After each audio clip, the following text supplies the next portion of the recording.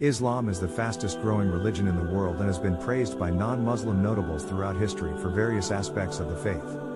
Bertrand Russell, the British philosopher, emphasized the civilization of Islam and stated that it was a narrow view to consider Western Europe as the only civilization.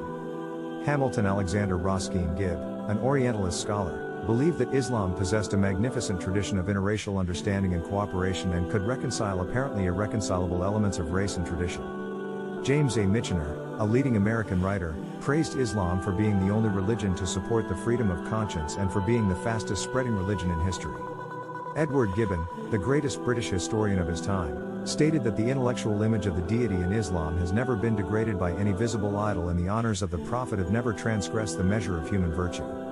Jared Diamond, a professor of physiology, praised medieval Islam for being technologically advanced, open to innovation, and for achieving far higher literacy rates than contemporary Europe.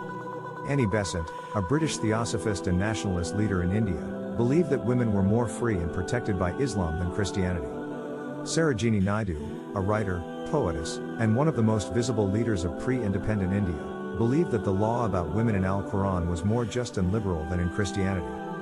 These non-Muslim notables, who never became Muslim, believe that Islam has a magnificent tradition of interracial understanding and cooperation and possesses the power to reconcile apparently irreconcilable elements of race and tradition.